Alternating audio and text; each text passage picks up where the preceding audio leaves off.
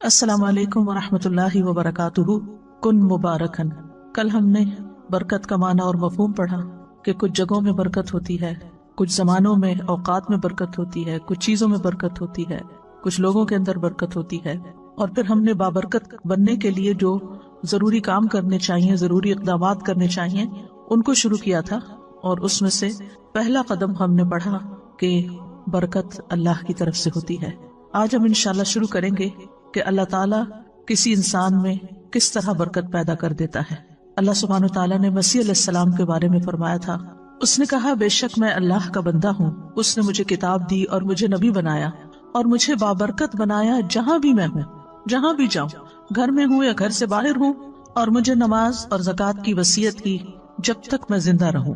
تو اللہ سبحانہ وتعالیٰ نے کچھ لوگوں کو بابرکت بنایا، ان میں برکت اتاری۔ اللہ سبحانہ وتعالیٰ کی برکت حاصل کرنے کے لیے ہمیں کیا کرنا چاہیے؟ سوال یہ پیدا ہوتا ہے کہ اللہ کی برکت کیا ہے، یعنی جو بندوں میں آتی ہے تو اس کا اثر کیا ہوتا ہے، اس کا نتیجہ کیا ہوتا ہے۔ شیخ ابن عثیمین کہتے ہیں کہ جب اللہ تعالیٰ کسی انسان کی اس چیز میں برکت نازل کر دیتا ہے جو اس کو عطا کی گئی ہوتی ہے، جیسے مال ہے، اولاد ہے، گھر ہے، گاڑی ہے، علم ہے، تو اس کا تھوڑا بھی اس کے لیے بہت زیادہ ہو جاتا ہے۔ اور جب برکت چھین لی جاتی ہے تو بہت ساری چیزیں بھی، ڈھیروں مقدار بھی قلیل ہو جاتی ہیں، تھوڑی ہو جاتی ہیں۔ کتنے ہی انسان ہیں کہ اللہ تعالیٰ ان کے ہاتھوں پر کم دنوں میں ہی بہت زیادہ برکت ڈال دیتے ہیں، یعنی تھوڑے دنوں میں وہ بڑے بڑے کام کر جاتے ہیں، تھوڑی سی زندگی میں بھی بڑے بڑے کام ان سے سرزد ہو جاتے ہیں۔ اور دوسرا انسان اسی کام کو، اتنے ہی اماؤنٹ کے کام کو بہت زیادہ دنوں میں بھی نہیں کر پاتا۔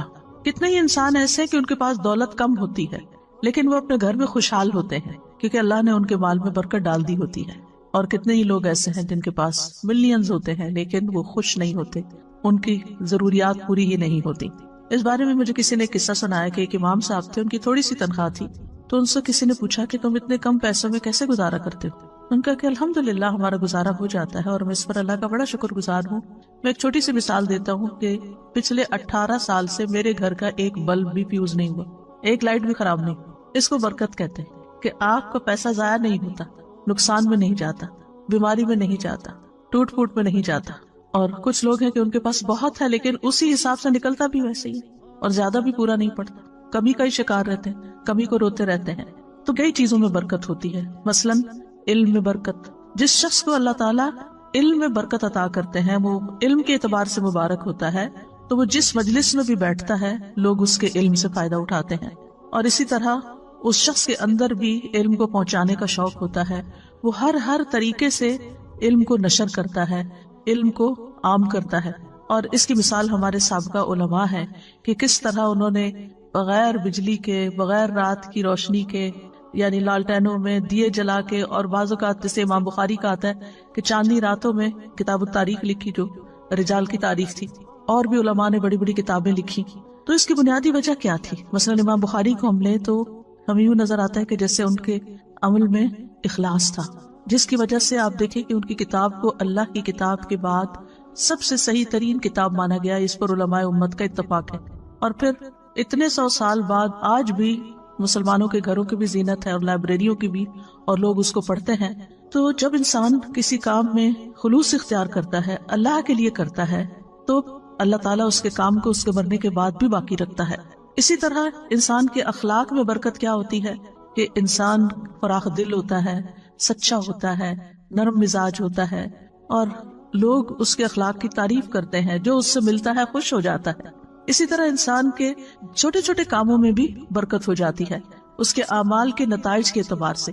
بعض اوقات انسان ایک چھوٹی سی ایفرٹ کرتا ہے، چھوٹا سا مشورہ کسی کو دے دیتا ہے کہ اچھا تم یہ کاروبار کر لو، وہ بچہ اس کاروبار میں لگ جاتا ہے اور وہ بہت کامیاب ہو جاتا ہے۔ اب اس شخص نے تو ایک چھوٹا سا مشورہ دیا لیکن خلوص کے ساتھ دیا، خیرخواہی کے ساتھ دیا، محبت کے ساتھ دیا، اور وہ اتنا فلرش کر گیا اور اس سے اتنے سارے لوگوں کو فائدہ پہنچا۔ اس نے کبھی خواب میں بھی نہیں سوچا تھا کہ اس کا ایک چھوٹا سا مشورہ جو ہے وہ کتنا کارآمد ہوگا، کتنے لوگوں کے لیے فائدہ مند ہوگا۔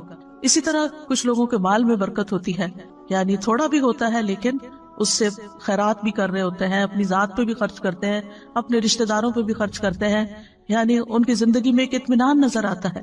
تو ہمیں اپنے مبارک بننے کے لیے اللہ تعالیٰ سے دعا کرنی چاہیے کہ اللہ سبحانہ تعالیٰ ہمارے علم میں بھی برکت دے، کہ جو ہم نے سیکھا ہے وہ صرف ہماری ذات میں ہی آ کے ختم نہ ہو جائے، ہم اس پر عمل کریں، عمل کی مثال بنے، اس کو سکھانے والے بنے، اس کو آگے بڑھانے والے بنے۔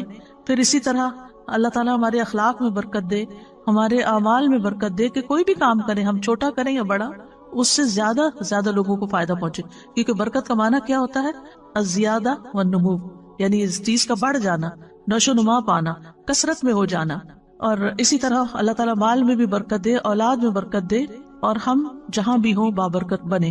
بابرکت بننے کے لیے انسان کو توحید اختیار کرنی چاہیے، یعنی اللہ سبحانہ تعالیٰ سے خالص تعلق رکھنا چاہیے، اور اس کے لیے ہمیں اللہ سبحانہ تعالیٰ کے نام اور ان کی صفات جو ہیں صرف ان کو جاننا ہی نہیں چاہیے، ان کے ساتھ we should live with them۔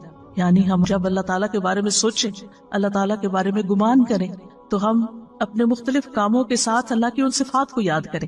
مثلا اگر ہم کھانا کھا رہے ہیں تو ہم کیا سوچیں کہ اللہ رازق ہے، اللہ نے یہ رزق مجھے دیا ہے۔ پھر اسی طرح اگر ہمیں کوئی مشکل ہو رہی ہے تو اس کے ناموں کے ساتھ ہم اس کو پکاریں، یا حیو یا قیوم برحمتک استغیث، اللہ کی رحمت کے ساتھ فریاد کریں۔